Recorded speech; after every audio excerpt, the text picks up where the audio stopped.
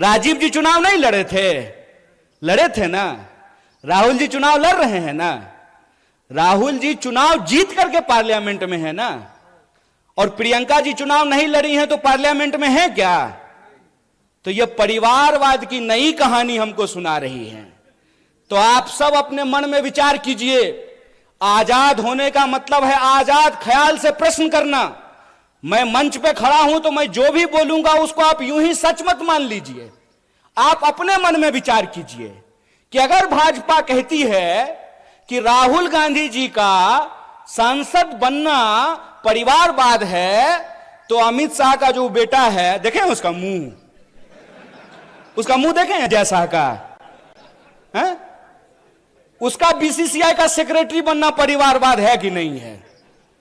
और ज्योतिरादित्य सिंधिया जब यूपीए में मंत्री थे, उनके पिताजी भी मंत्री थे, माधवराव सिंधिया। तो जब तक वो कांग्रेस में थे तब तक परिवारवाद था।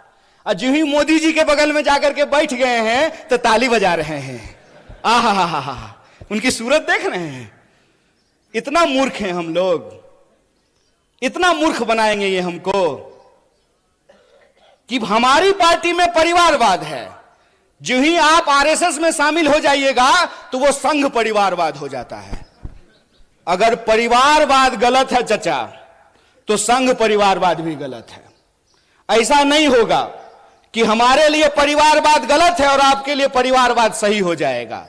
मैं ये एग्जाम्पल हमेशा लोगों को देता हूं कि सोनिया जी का कांग्रेस में होना और राजीव जी का कांग्रेस में होना परिवारवाद है, तो मेनका गांधी जी का और वरुण गांधी जी का भाजपा में होना परिवारवाद कैसे नहीं है? बताइए, बोलिए। बेवकूफ बना रहे हो। तुम्हारा खेल हम समझते हैं। और इसका खेल जानते हैं हम क्यों समझते हैं? क्योंकि हमारे जैसे लोग राजनीति को कभी अपना कैरियर नहीं समझते हैं। हमने, और ये मैं पब्लिकली बोल रहा हूं आपके सामने, ये जो आप तमाम लोग यहां बैठे हुए हैं ना, हमने आपका नमक खाया है।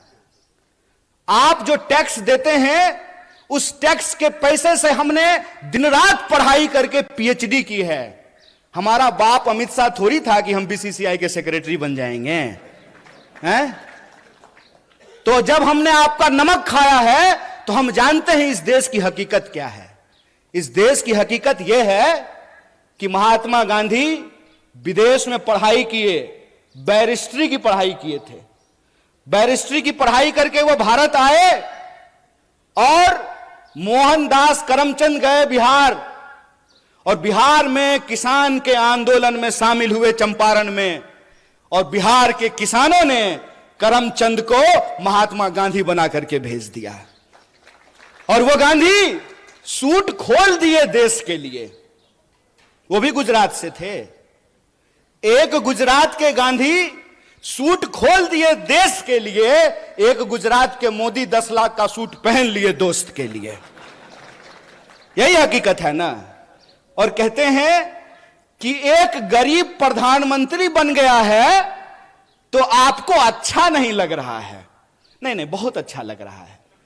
बस हम ये चाहते हैं कि जैसे आप गरीब हैं ना, वैसा ही गरीब इस देश का हर कोई बन जाए।